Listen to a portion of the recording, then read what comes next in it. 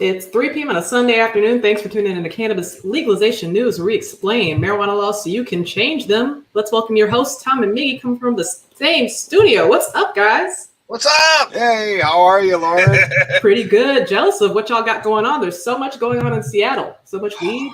It's been a hash-filled weekend for us, actually. It's been a great tour that we have been going on so far. So much hash, so little time, and we're going to go see some more producers tomorrow. And if you were trying to organize an event, we have a deep dive in the history of the first cannabis event license probably ever issued. Yep. And so tune into that one with Vivian McPeak. Those will be coming in the future. We did a lot of good content so far. Oh, God, yeah. We met people and but we really got some cool things to show you. Like I got this Cascade Cream from Sitka. Let me show you this T-shirt that Tom said he'll be giving away. Yeah.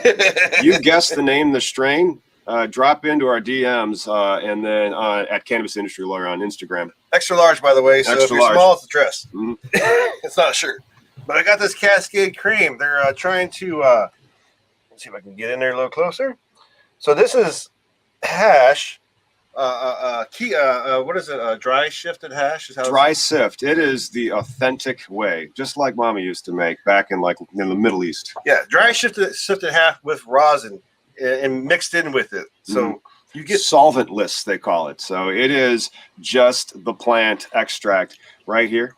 We have a joint that is wrapped in one. So it is it's a full gram of a joint, but it's a half gram of flour and a half gram of hash wrapped around that flour. $30. Yeah, and it's just it's been a great experience, and seeing hash is making a comeback. It should as well. I mean, it's very historical, the use, and because I would say it's the first concentrate. It's definitely the first concentrate, and it's still your grandfather's hash. And so hash, interestingly enough, what do you think, the guys that are tuning in at home? Get it in your in the live chat, or like if you're watching this afterwards, drop it in the comments, or if you're just listening in your car, just scream it. What percentage THC do you think hash is? Like the old school dry sift Lebanese style hash? That's a great question, dude. But while they're doing that, what about Cory Booker? He threatens to prevent cannabis banking reform from passing. Yeah, that's weird. This past week, Senator Cory Booker said that he will lay myself down, because he's speaking in the first person, to prevent any other politicians who try to pass any form of cannabis banking legislation. And this is the stuff I told you about last time when we covered the original announcement. These guys are going to be cock blocking everything that's out there. Where I just think allow everything. Yeah, but why is this happening? Because we can't have nice things. Yeah. And Booker said that if someone tries in the Senate to do just a banking bill, this would only achieve more attention of people in the multi-billion industry without discussing the evils of the drug war. And because of that, he will block any proposals from being passed that noticeably pontificates cannabis banking concerns. Booker said to just do it so some people can get rich. Back up. And not do something about the people who are languishing with criminal convictions, to not do something on restorative justice, not to make sure that the business opportunities that are created are given on a fair playing field, where right now in many states, someone who has a criminal conviction for selling marijuana can't get a license. And that even happened here in Washington in the beginning. But then we just did so much contact with processors in the state. If you want to see what Cory Booker's talking about, if you're joining us on the East Coast and you want to see a lot of producers that don't have a high cost barrier to entry, check out our processor series on Washington State. How small were those facilities we were at? Oh my goodness, they were about the size of this podcast room that we were in. This was the studio. That's right. And then some of the entry barrier, the one gentleman said, $60? He paid for his entry fee. Right. If you're one of the winners of an Illinois dispensary lottery, you're in the future. But thank you. Or if you just wanted one in Illinois for your craft grows, awesome. But they did their licensing structures in a completely different way that flips on its head and really reduces the cost of that application. But then the regulations come after you've actually been awarded a license through some type of lottery. I really wish, though, in this situation that Cory Booker and Schumer would stop trying to prevent any of this stuff going through, because they're making the Kevin Sabat argument about big cannabis, and my thing is rich people don't want to go to jail. So as the laws reform, let's get the people that we have behind bars. I just feel like these guys dilly-dallying is just hurting the end. Well, I don't think the country's really ready yet for the stuff that they're trying to pass. And I don't think they have the votes to be able to pass it. Sure. I'm not sure if this is going to be something that can go on budget reconciliation, but what they're doing, I'm glad that they're prioritizing the social justice aspect of it. And the industry would move faster if the federal government would lead the way. I mean, I know the social justice part is good, and I just still think that because we don't have nice things, can't have nice things, this is not going to be an issue. Like, this is stopping us having nice things. I know, but the taxes are also sky high. I mean, if there's going to be, because the illicit market is 2/3 the size, or no, is it 2/3? No, the total cannabis market is 2/3 illicit and 1/3 lawful and taxed. Imagine if you got the whole ball taxed pursuant to what they're doing and what they say under this. What was the name of that bill that they introduced on Wednesday? Cannabis Administration and Opportunity Act? Yeah, something like that. I mean, luckily it wasn't like one of those cheesy acronyms, but right. That's the end tax of what, 10, 5, 10, and then 25 at the end? 25 at the end. And so like if you take $100 billion, so that's going to be $25 billion a year in cannabis taxes in the future. The government's like, good.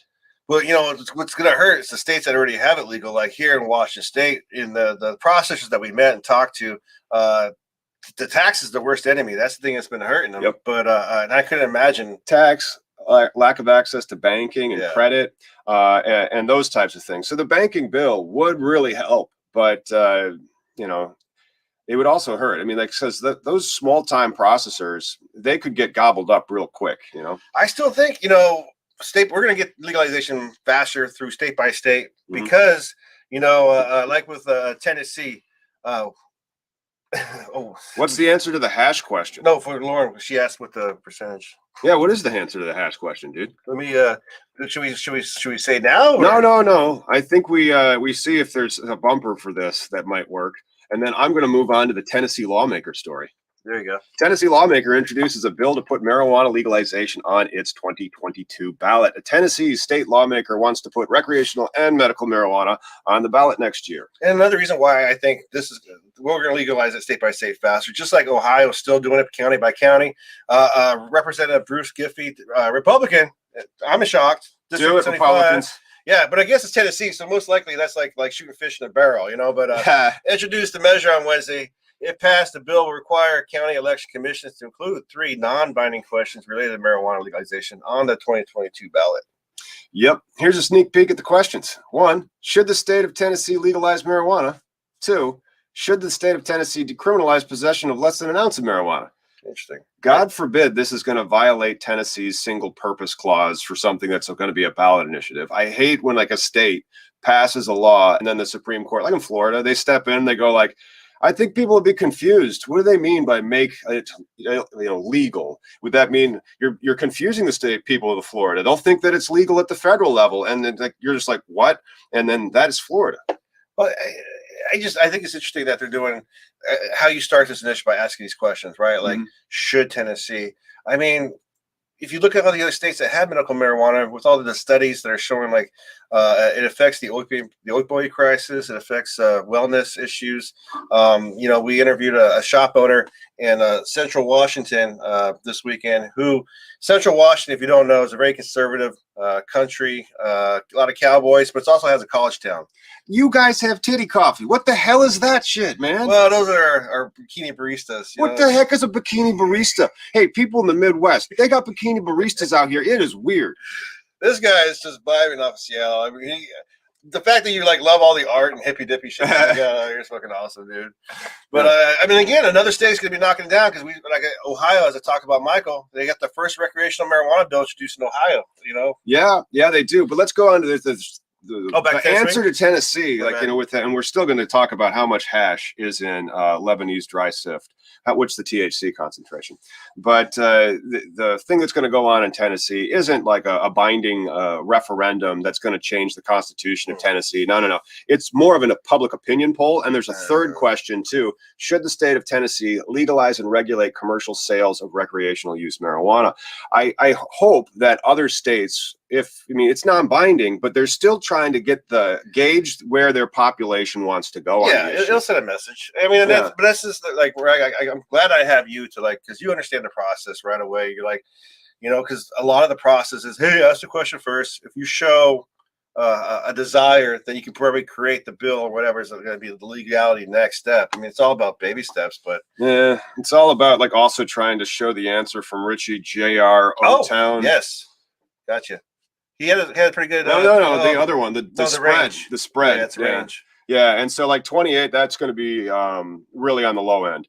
But then that 48%, so like it's going to be around like 35 to 45, maybe 50. But then when you get into the Frenchy cannoli style of the water solvent hash with the micron bags, that's what this stuff is.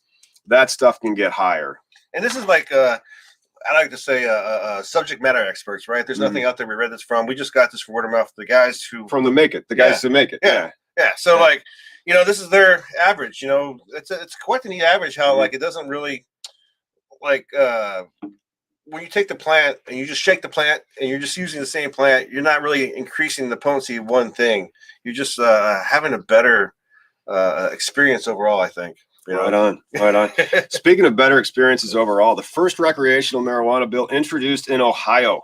High Times is reporting. On Thursday, 2 Democratic State House representatives there, Casey Weinstein and Terrence Upchurch, introduced legislation to legalize and regulate the cultivation and sale of recreational marijuana in the state. It's awesome. And nice. According to the Cincinnati Enquirer, speaking of that, that's the next place we're going to be on the tour. Right now, we're in the Seattle part of the tour. I believe Cincinnati is the September aspect of the tour. Is that on there? Yeah, you're on there. Okay. I don't have the date. 9 to 10 September.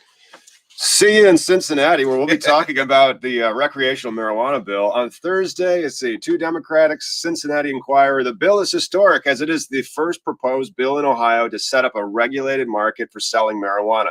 We got to get our staff attorneys on this so we can start just going over this bill and seeing if that's what's going to be coming to Ohio and how open it is. 73 licenses are going to be up for grab. Medical dispos in Ohio.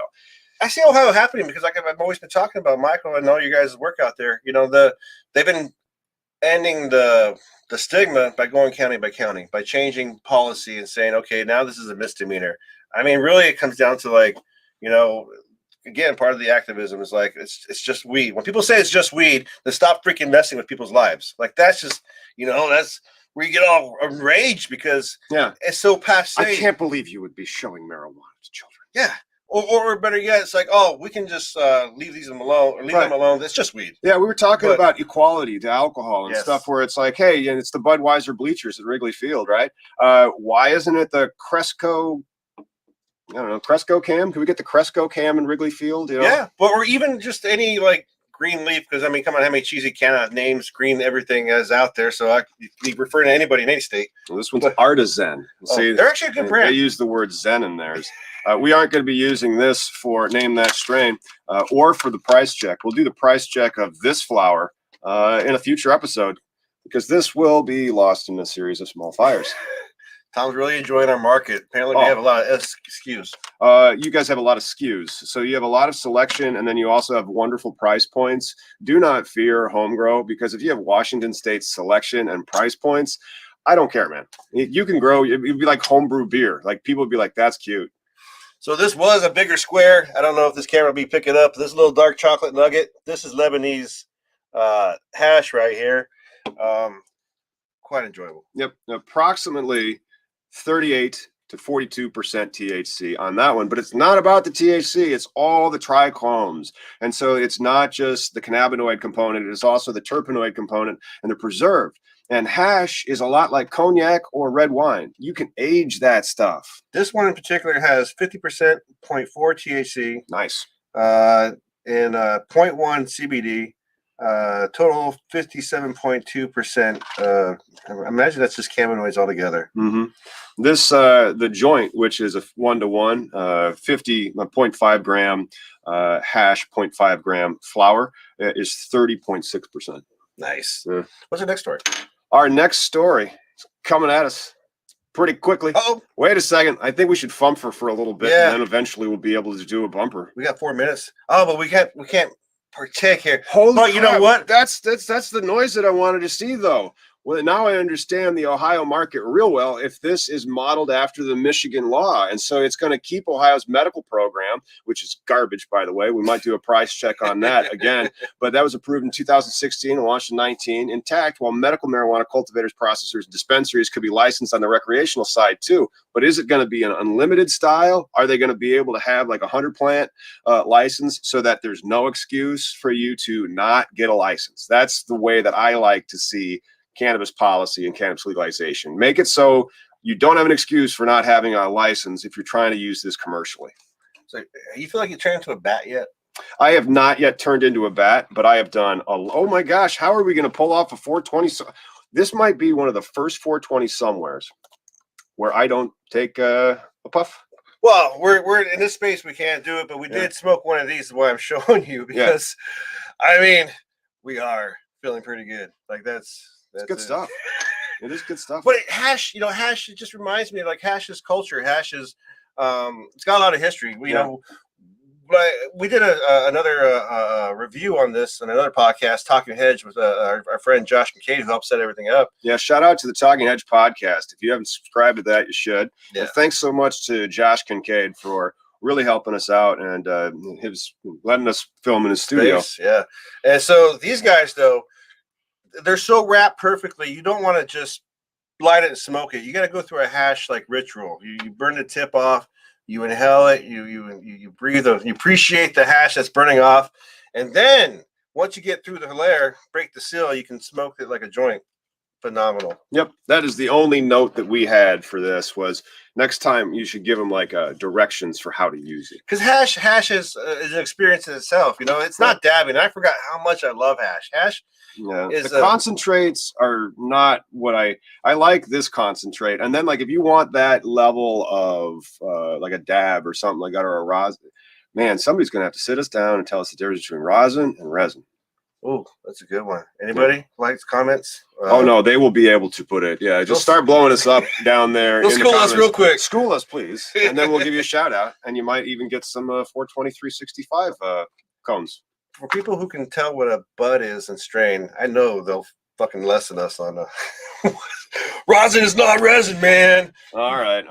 Rosin is not resin. It's cannabis, not marijuana, man. But look at that home grow aspect of the Ohio bill that they have.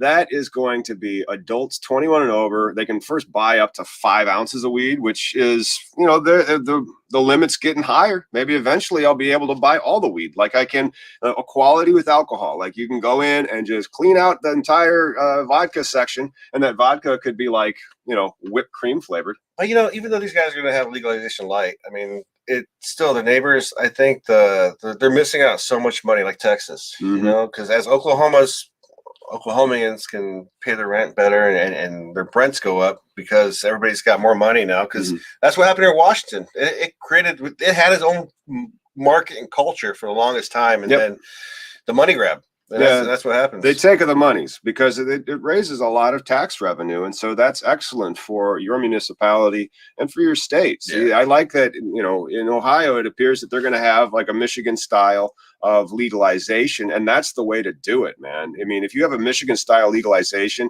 your state can be a market innovator. It's still regulated. It's still, oh my goodness. well, so we're not consuming. I hope you're smoking. Because we really would do the bumper and do a thing, but we can't. Well,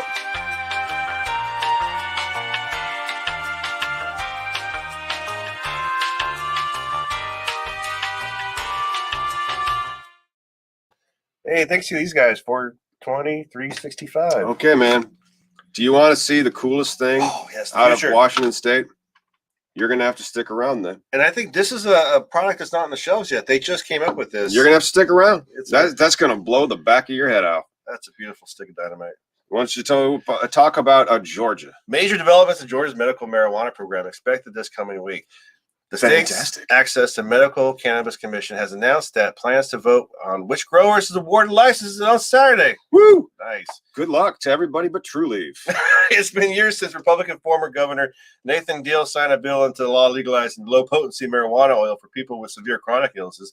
Andrew Turnage, executive director of the state-run and Georgia Access to Medical Cannabis Commission, said, the next step is to issue what is known as a notice of intent to award the license contracts. The commission anticipates the announcement, which will name the company's commission, intends to award low THC production license to, will be voted on at the next public meeting.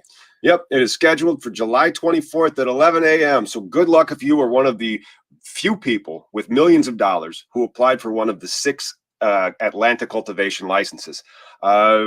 What's the over-under on True Leaf winning? What do you think? Oh, God, dude. I mean, 80%? I would say that's a high number. It's a high number. I mean, yeah. And let's not like lie to ourselves. Like MSOs are always going to be winning in these places. Yeah. But what I would like to see, like these 6 licensees, once you win, I mean, I know you're going to be busy trying to get your grow and your business and the brick and mortar going, but at the same time, you are now the industry. I would like it if they start working on changing the laws, right? You're going to want higher potency. You're going to want to have flower. You're going to want to enjoy your very well-deserved lead, and thank you for changing the laws. Make that money, but then open up the doors and treat it like Michigan. And isn't this interesting?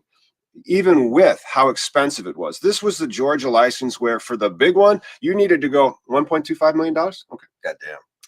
Oh, yeah. Right there. I put the 1.25. That's the big one. For the little one, 600,000. All right. So 600,000, just put that in the bank. And then also it is a thick application. So pay a guy like me $100,000 to do it. All right. And then that's 70 companies. Yeah. So how many Georgians had a chance to freaking be a part of that market? 0. Exactly. Unless they were like a walking MSO, right? Because aren't corporations people too? Well, again, like with how Illinois could have done social equity, it could have done a social equity certification on the front end and then a lottery, and then they would have awarded the licenses and then getting a conditional license to last 6 months for them to actually then go hire a guy like me, the $70,000, $80,000 to put together all that freaking application and show the compliance. You know, I just think it's unfortunate. You know, as we talked with the store owner in Washington State, that he had a good chance at a better entry. Like he was a former wine guy, he had good credit. You know, an average good citizen who just did the law and then said, okay, there's an opportunity now. I can invest my savings or whatever you have. You know, and this doesn't allow it, and that's the unfortunate thing about legalization in all these states. Yeah, but then it's still look at how in demand the licenses. 70 companies for 6 licenses. 70 and this is like big money companies. Exactly. But they had the same thing in Washington State when they did their lottery. It was over 1,000 applications for like 200 dispensary licenses. And we whenever we would interview an operator in the state, we'd always make sure to ask for you guys that are going to be getting your license here soon, or maybe are contemplating how to get that license, what you would want to know. We always ask them, like, after your experience for 7 years, because Washington State goes back to 2014, what information would you give somebody just starting out in your shoes? And so, yeah, you got to tune in for that stuff. So smash some likes, and then, of course, comment so that we come up in your feed more. And again, I mean, like, a lot of people we spoke to, there's a lot of higher barrier entry now. So, if you have that intention to get in the market, if you want to be a player in this shit, I honestly would say be a part of a thing. I mean, unless you have walking, talking, F you money, it ain't gonna. No, but even then, cannabis is a community. It's a team sport. It's a group thing. I mean, like the cultivators would cultivate, and then they would sell to these processors who would have relationships with those cultivators. Well, even like Washington State market, like as much as like there was a culture beforehand, I can talk about like the before days. Yeah. Before COVID, before legalization, there was this great culture of medical markets, and it looks to me now that we met a bunch of people in who are actually in the industry, the 502 market, it still has that, but it's a very smaller, not as out in the open, because there is a lot of pushback with rules about having parties and doing things that used to happen back in the day. I couldn't believe the story of the unconstitutional defunding of Hemp Fest. Oh, God. And so, like, if you're trying to put on an event in your community, you're really going to want to tune into that, because it's almost like your success can be your downfall. But, like if you only had 4 processors, and I've heard horror stories. Well, now we just assigned like a 32 of them, but they haven't yet become certified to be processors. Illinois is in development. Yeah, it's still growing, but once they do in development, they're going to have the same dramas that I've been hearing, say like in Massachusetts, or where like you have growers, people that are part of the like who get these licenses and win, and really have bad practices, right? Using bad pesticides, or instead of like being proactive, like kitten molds, they'll like try and vacuum things off, like spider mites and things. I've heard horror stories about this, but out here, seeing the people that we've met. IPM. What's that? Integrated Pest Management, I believe. Oh, right, Yeah. right. But that's for somebody who knows about the plant, right? Because you have a lot of people getting involved in the industry that don't know the plant. But seeing the people we met, it was nice to see like Seattle Works, the product that Tom has that he wants to show you. It's an amazing product. Oh, it was actually what's in the container. There you go.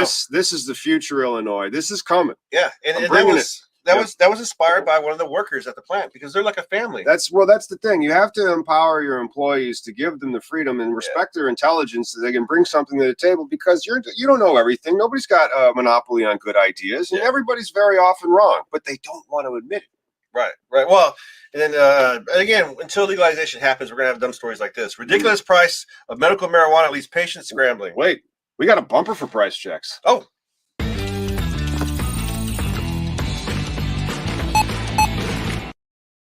That's dope. Yep.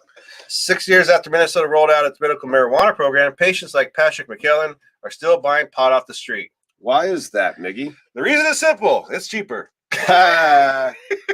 McKellen said he spends about $125 to $150 a month on black market weed. And honestly, dude, I understand, because I know you're amazed by our prices and quality, which it really is catching up to what it used to be. Right. But because of this incredible tax that the farmers are getting screwed on, there's still a good black market out there where I can get decent weed. But again, I have to drive far away because I'm more of the lazy bones now, where it's like McDonald's. But now, because I'm getting decent weed, but what I'm trying to say is, back in medical days, I got more weed and I made less money then. I make more money now and I get less weed because out of my pocket. You know what I mean? But I'm still content as a consumer. I'm still hitting my needs. But back in medical days, dude, I had mass amounts of weed for low money. What about the hash and the concentrates?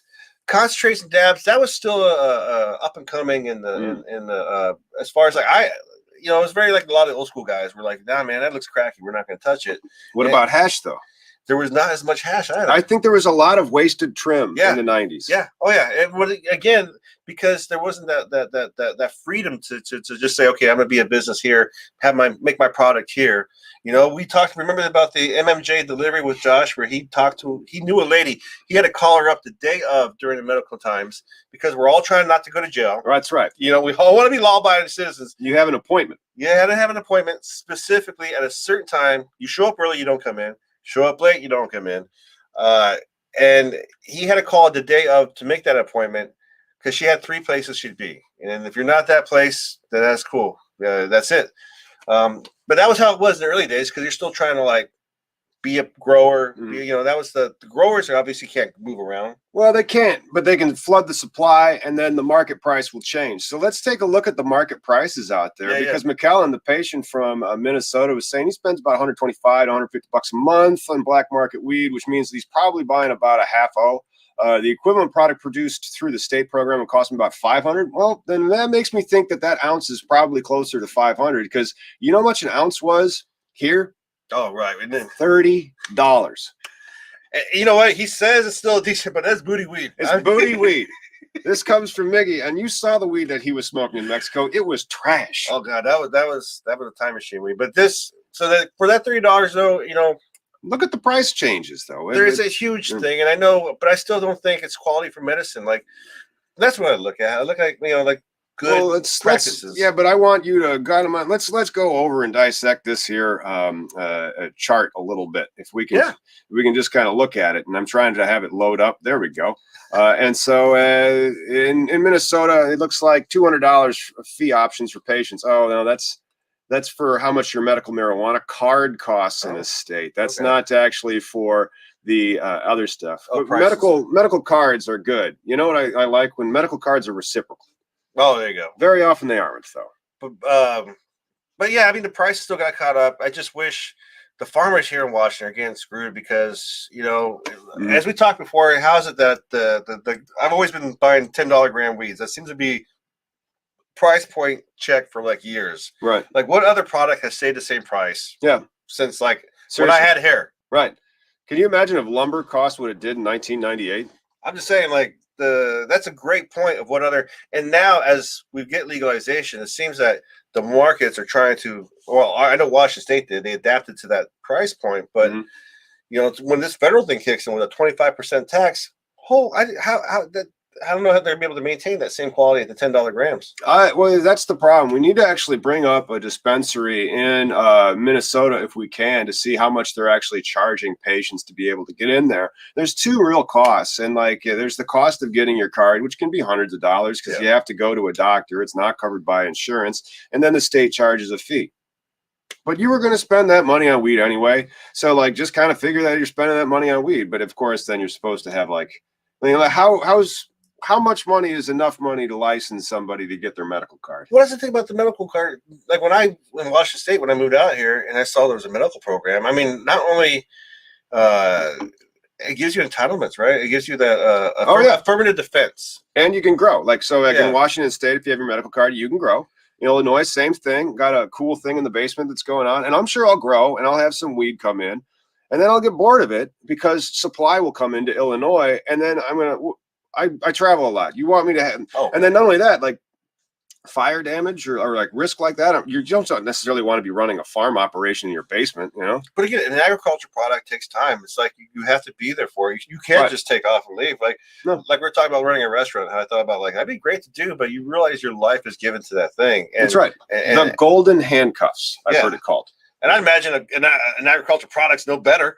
Because it's a living thing. It could actually be far worse. An agricultural product could be, because then it becomes a commodity in a race to the bottom in price and quality, aka the $30 eighth. Yeah. You know, I thought it looked fine, but then they had other eighths not eighths. I apologize. I'm talking about an ounce. And so they had other ounces that were like $75. And I'm like, that's a good looking ounce for $75. Still garbage. He still says it's garbage. I'm from Illinois. I'm like, that's a good looking ounce, you know? A quality ounce, I think. Josh, you think 150 out here? Like if you're going to get a good price, not garbage. Josh, I want to give a shout out to these 217 people. Josh with the Talking Heads squad goals here. If you want a CLN t-shirt, consider joining our channel and becoming a legalizer in chief, or DM me at Cannabis Industry Lawyer on Instagram. Top shelf is around $320, but on Fridays you can get 30% off. Yeah. So $220, I would say, is your budget for top shelf. Yeah, I think I got top shelf ounce $220. And then like on a 420 special, like I think I got an ounce of Burnwell for 150, and Burnwell at the time was pretty decent, but you know, it just varies, you know. But quality, again, it's gonna be expensive. The $30-$40 though, he's being excited about. I'm more sad for him. Well, that's true, but then like in Illinois, very often you might not even be able to find an ounce at your dispensary, and then if you can, it's probably, I don't know, I mean, like $300, $400. Yeah, I mean, the $30 ounces would be good for, just like I say, using an extract. Like you're gonna have to use that for making your own RSO. But again, it takes a lot of plant matter to make any good, type extract. Yes, that was interesting. The extract targets and the extract math for your financial models. There's interesting models that you need to understand what the trim ratios are, what the concentration is, and what the yield from that trim is, and how much slippage. Fun stuff. I mean, it was a really great trip. It was interesting to see the backdrop, like how, like, and again, it was hash. Like it was the coolest, just to niche. Like no one, the first one we went to, they said that they were, Sitka was the first hash one, and then the second one, Seattle Gear, same thing. He got inspired just because he loved hash, and I think they're the only two hash producers I can think of in Washington State. So they really got a great product though, but. Because of the hash experience, man, it reminds me of when I was in college. I think it also is just an aspect of people's disregard for trim, or like they would just put it into a pre-roll, or then eventually they would just try to extract it in mass using CO2 or hydrocarbon or even ethanol. Like there's ethanol extractors up here. Or you're making butter. Like a lot of people take trimming and make butters and stuff like that. Use that as the basis for it, but. Soaking it in oil and whatnot.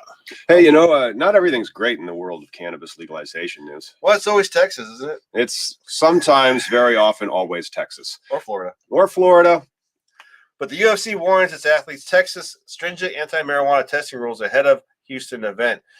As we know, the UFC's got more lenient, but what up, Texas? Yeah, it has to do with the jurisdiction. The San Antonio Current's reporting, while there's signs that the sporting world is having a moment of reckoning when it comes to athletes' use of cannabis, Texas is not ready for that conversation. Yeah, in advance of UFC 265 event in Houston this summer, combatants, gotta love it, Combatants in the Mixed Martial Arts Championship received a memo warning them that the Lone Star State's stringent anti-pot rules could result in them being stripped of potential wins. You know who the UFC's anti-doping partner is? The U.S. Anti-Doping Agency. Of course, it no longer punishes fighters if marijuana use shows up on drug tests, according to the story. However, that's not true for the Texas Department of Licensing and Regulation, which will also oversee the championship. So you see, you want to have a fight in a state, you're going to probably need to come through some type of license and regulation. You know, just like in Illinois, we have the IDPFR. And this is unfortunate because, you know, these guys are beating their bodies up. They're tearing themselves up. You saw, oh gosh, the McGregor fight. I guess Bone, he doesn't. These people are disgusting. But it's not just the physical pain too, right? So like with football players, right? They get concussions, right? They get that CRT. Is that what it is? Or yes, yeah, that's concussion-related trauma. Yeah, or no.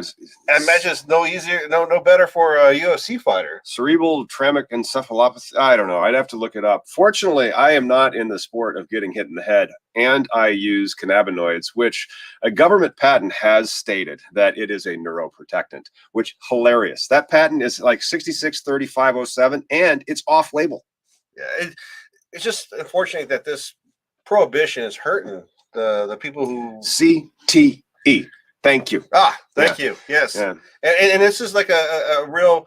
So recently here in Washington State, I don't know if you saw on the news, Richard Sherman had an incident with drinking, but you know, he's actually a pretty intelligent human being, and I think he might be suffering from having CTE issues. Like, this is ridiculous that Texas just needs to flex, man. Well, athletes who text over Texas's threshold will receive a 90-day suspension and a $500 fine.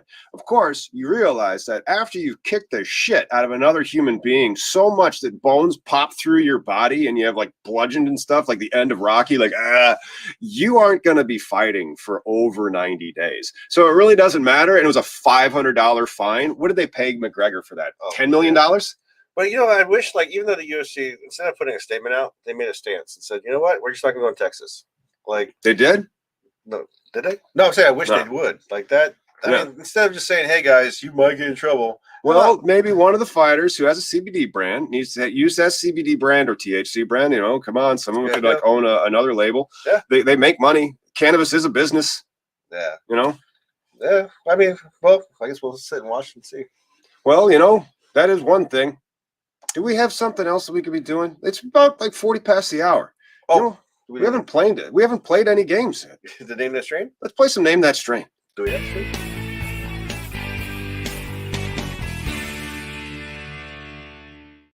That reminds me of the Friends fucking soundtrack. Oh, hey, it's fine. It's all mine. Okay, well, thank you for putting up with our dead air for a bit. This strain has some severe purpling going on. That's a beautiful nug. And it's a very gorgeous nug. And so it definitely looks more indica-y because it's that fat kind of like popcorn style golf ball, not popcorn, golf ball style nugget. And it looks pretty thick. And there is definitely some purple hues on that. You can't necessarily see a lot of frosted trichromes and silver. But, you know, good weed does not need to be 30% THC. In fact, if you're buying flower that's 30% THC, someone is probably lying to you. I love those bracts. They're so long and it is very frosty, though. Yep, the bract. That is the area of the cannabis bud that has the densest trichome production. Close. Oh, wait. Nope. Yeah, this one. Nope. So many, so close. Not quite there, though. Like, the problem is with cannabis, right? There's so many versions of these strains. Yep, trying to get myself a good look at some bracts here, getting them sugar leaves out the way. There they are. That's the bract. Nice. It's right over there. Yeah. Oh, that's not going to work. Yeah, it looks just like that nugget. Yeah. It smells good, though. It is. It's a good one, and it's a Dutch berry. That is not what we're looking at, though. What we are looking at, and I'm sure that this is to the chagrin of the regulators, and please always comply with your local jurisdiction laws and advocate for the federal policy change. Granddaddy Purple, aka Granddaddy Perp, Granddaddy big boy. Perp Kush, Granddaddy Perps, GDP, Granddaddy Purple, via Leafly, popularized in 2003 by Ken Estes. Granddaddy Purple, or GDP, is a famous indica cross of Mendo Perps, skunk, and Afghanistan. Afghani, oh, that takes me back to college.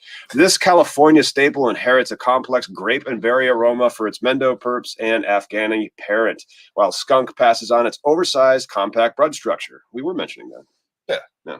Good shit. Ooh. Oh, I should stop hitting the table with my knee.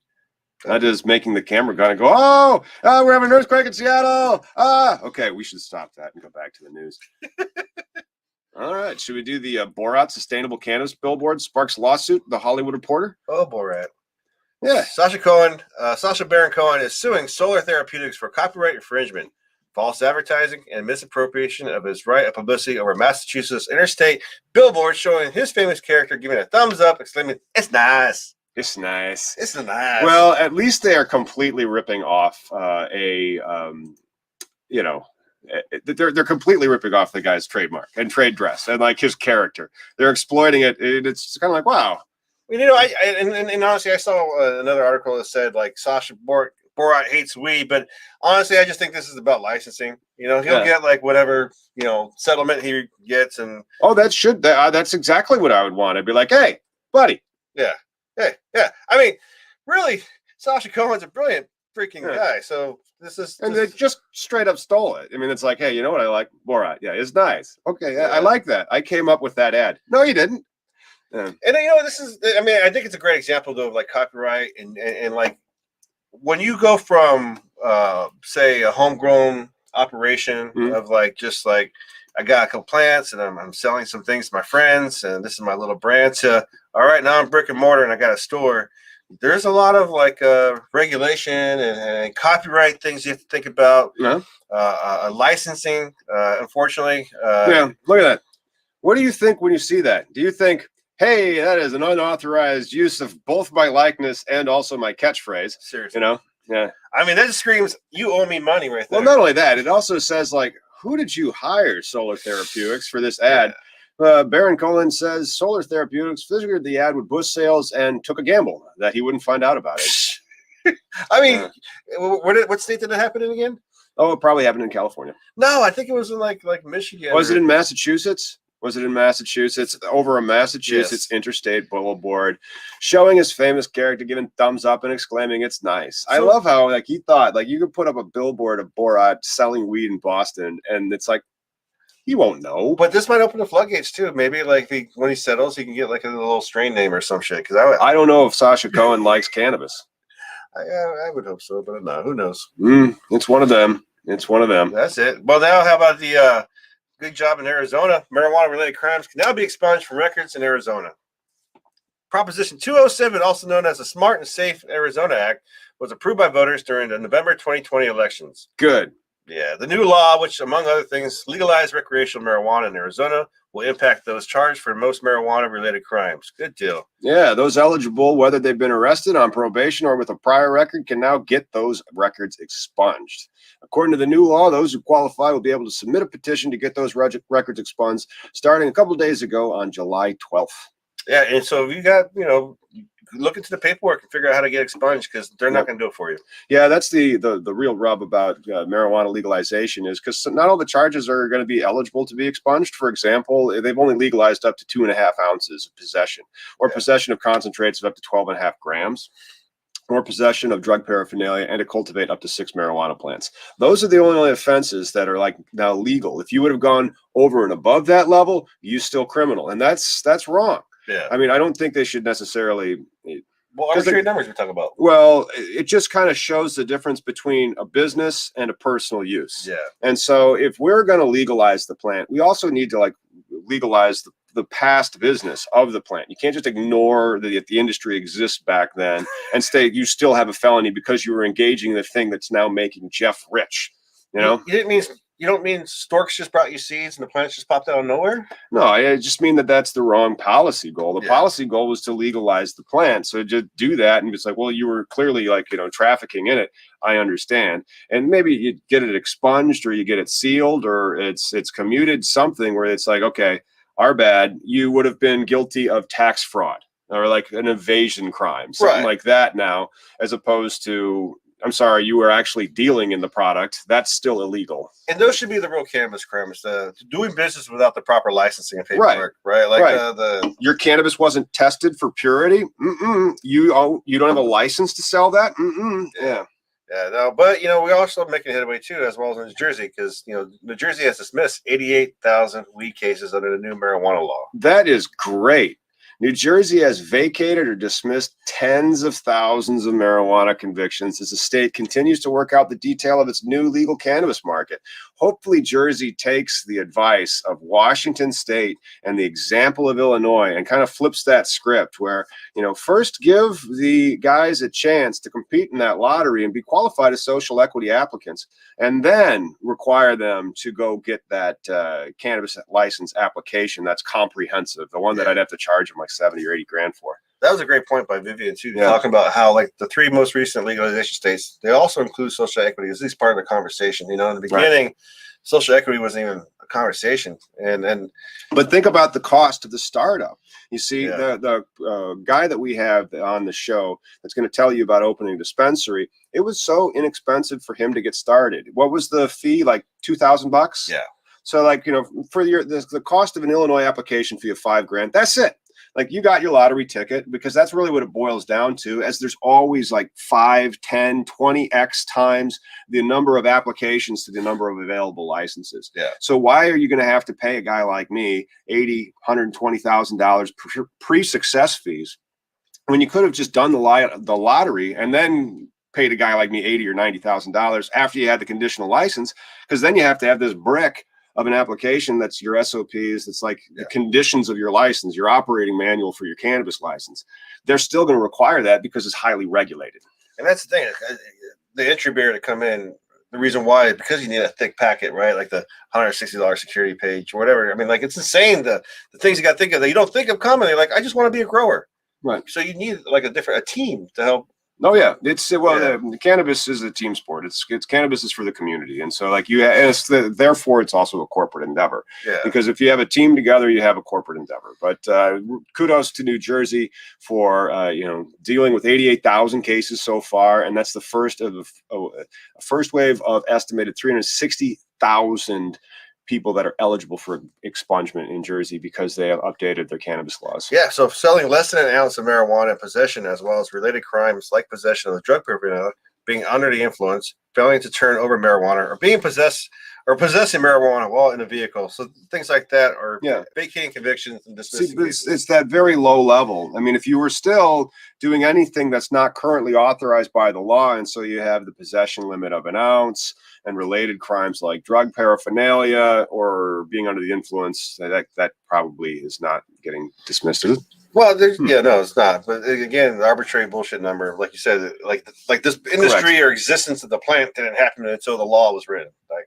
Yeah, that's right. Nobody ever used cannabis until it was prohibited. Yeah, and again, we still have to talk about what is that minimum amount, because it seems like everybody's hung on an ounce. An ounce is not, like, surprisingly, if I had an ounce on me, I'd be like, oh, that's a lot. No. Hey, I'd say the next story that we're probably going to be is that the last story? Let me just check. Oh, yeah. Well, we've been kibitzing for about 50 minutes. Mm-hmm. Let's just give cheers to New Jersey again and saying like awesome on them expungements. And now we're going to wrap it up with fine moments in weed history. Thank you, Richie.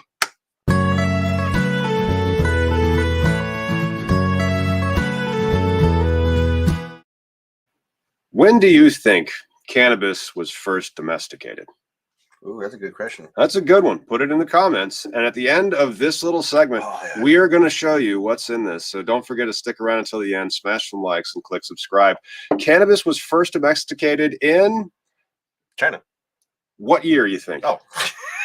What year? How many years do we have to get into we'll get Doc and Marty McFly, get in the DeLorean, fly back to the future, and how many years do we got to go backwards? 12,000 years ago. 12,000 years ago. So it's going to be 10,000 BCE. We can trace cannabis's domestication pretty much as far back as dogs. Cannabis was first domesticated around 12,000 years ago in China, researchers found after analyzing the genomes of plants from across the world. The study was led by Luca Fumajali of University of Lausanne and involved scientists from Britain, China, India, Pakistan, Qatar, and Switzerland. International effort. Nice.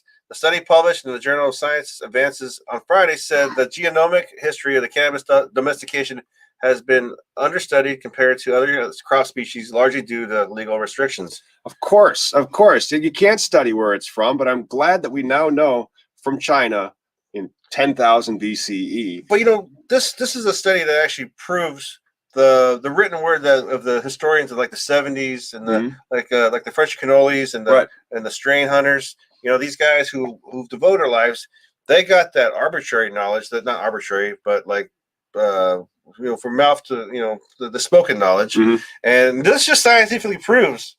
Yep. They compiled 110 whole cannabis genomes covering the full spectrum of wild growing feral plants, land races, historical cultivars, and the modern hybrids used for hemp and drug purposes. Because that is the classification of the cannabis plant that I like. It's the one from Dr. Russo, who was a guest on the show, where you have type 1, type 2, and type 3 cannabis. Yeah. And that's, again, we're still trying to educate the masses on how like hemp and marijuana are the same, but it's not the same. Right. Some people actually say, well, that's fine for the cannabis cultivated for its cannabinoid profiles, but what about maybe we should have a type 4 cannabis for ones grown for hemp, like not hemp, for the industrial purposes, so that you're trying to grow building materials. For the stock, not for the CBGs. Right. And then what about like if we're trying to build them so that they have the best yield of oil from seed?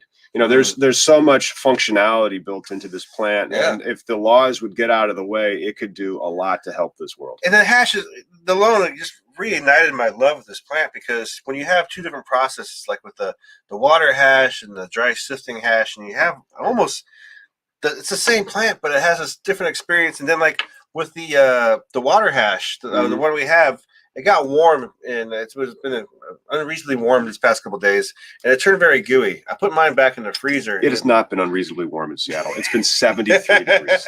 Oh, look at that! This is what happened to the dry sift. Yeah. And so it was unpressed. Well, no, this was ice water. This is bubble hash, and so this was unpressed bubble hash, and then it got a little bit too warm, and so it began its melting process, and so it's kind of coagulated, and now I get to enjoy that later. And that's the thing, is like this plant is it's such so many layers to it. Oh, that's right. Well, let's keep talking about like the time and origin of the domestication process of cannabis. They've shown that cannabis sativa was first domesticated in the early Neolithic times in East Asia, and that all current hemp and drug cultivars diverged from an ancestral gene pool represented by feral plants and land races in China. The evolution of the cannabis genome suggests the plant was cultivated for multi-purpose use over several millennia. So this is going to be the achievement of thousands of years, and it's all hemp-based. And so we're going to talk about it after we go back in the Wayback Machine. The currently highly specialized hemp and drug varietals are thought to come from selective cultivars or selective cultures initiated about 4,000 years ago and optimized for the production of fibers or for cannabinoids. So we humans, thousands of years ago, decided, wow, this plant's really useful if we want it to do this or that, and they split it. Our genomic dating suggests that early domesticated ancestors of hemp and drug types diverged from basal cannabis. Basil cannabis. BASAL. Around 12,000 years ago. Do you know the origins of the basil? I do not. Okay. But this is cannabis legalization news. Basil's already been legalized. Indicating that the species had already been domesticated by early Neolithic times. That's right. And contrary to widely accepted views, which associate cannabis with a Central Asian center of crop domestication, our results are consistent with a single domestication origin of cannabis sativa in East Asia, in line with early archaeological evidence. Caveman say we good. That's right. Caveman said we good. And this is where it's gotten to. After 4,000 years, we have, what was this called? A hash torpedo? That's a hashzuka. Hashzuka. And so this hashzuka is not one hash joint. It is 3 hash joints. And then they are together in one piece for your mouthpiece, tied together with hemp wick, and then twisted all together. And then do you know what these hash joints have in the middle of it to kind of make this nice little pattern here? Like a fuse. Yeah, that's right. Temple ball hash rolled really thin, and then you smash them together and you twist up the top. I still haven't tried to light that on fire because I'm terrified of it. Tom wants to have. I want to catch my flight 2 days from now. That's what I'm trying to get to. Right. And I also just love it for like its artistry. I almost feel bad about smoking it because I can't get another one. Well, and then like I said, the story behind it, that an employee, said, "Hey, boss, we figured out how to make this," and he's like, "Hell yeah! I hope that guy got like at least a $100 bonus." But good on him. Yeah. Innovation. It happens every day, and so thank you so much for tuning in to our show. Yeah, guys, I look forward to watching your adventures on Instagram and YouTube once we get the videos up. That's going to be dope. Thanks for tuning in, everyone. Make sure you like and subscribe to keep up with all cannabis legalization news. We'll see you on Wednesday.